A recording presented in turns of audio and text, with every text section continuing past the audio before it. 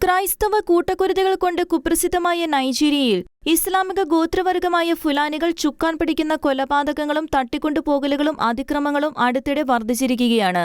പ്രതിവർഷം ആയിരക്കണക്കിന് ക്രൈസ്തവരാണ് ഫുലാനികളുടെ ക്രൂരതകൾക്കിരയായി കൊല്ലപ്പെടുകയോ അംഗഭംഗം ചെയ്യപ്പെടുകയോ പലായനത്തിന് നിർബന്ധിക്കപ്പെടുകയോ ചെയ്ത് നരകയാതന അനുഭവിക്കുന്നത്.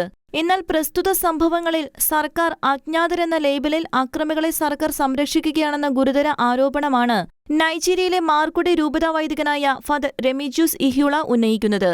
തങ്ങളുടെ ഗ്രാമങ്ങളിൽ നടക്കുന്ന ഭൂരിഭാഗം ആക്രമണങ്ങൾക്കും പിന്നിൽ ആയുധധാരികളായ ഫുലാനികളാണെന്ന് ഉറപ്പിച്ചു പറഞ്ഞ ഫാദർ ഇഹ്യൂള, അധികാരികൾ ചാർത്തിക്കൊടുത്ത അജ്ഞാതരായ തോക്കുധാരികൾ എന്ന മറയിലാണ് ഇക്കൂട്ടർ തഴച്ചു വളരുന്നത് എന്നും ആരോപിച്ചു.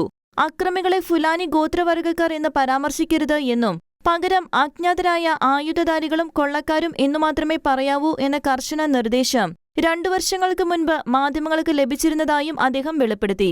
സത്യം മൂടിവെക്കാനുള്ള പദ്ധതിയാണ് ഇതെന്നും ഇതിന്റെ ഫലമായി ആരും പിടിക്കപ്പെടാതെ ക്രൈസ്തവർക്കെതിരായ അക്രമങ്ങൾ തുടരുകയാണെന്നും അദ്ദേഹം ചൂണ്ടിക്കാട്ടി.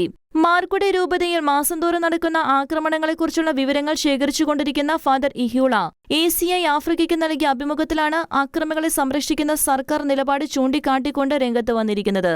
2015 മുതൽ നിരപരാധികളായ ഗ്രാമവാസികൾക്കെതിരായ ആക്രമണങ്ങളെക്കുറിച്ചുള്ള വിവരങ്ങൾ ശേഖരിച്ചുകൊണ്ടിരിക്കുകയാണെന്നും അതിനിടയിൽ ആക്രമണങ്ങൾ നടക്കാത്ത ദിവസങ്ങൾ വളരെ വിരളമായിരുന്നു എന്നും ഇങ്ങനെയൊക്കെയാണെങ്കിലും ഇതുവരെ ആരും പിടിക്കപ്പെട്ടിട്ടില്ല എന്നതാണ് ദയനീയമായ വസ്തുത എന്നും രൂപതയുടെ ജസ്റ്റിസ് ആൻഡ് പീസ് കമ്മീഷന്റെ ഡയറക്ടർ കൂടിയായ ഫാദർ ഇഹ്യൂള പറഞ്ഞു.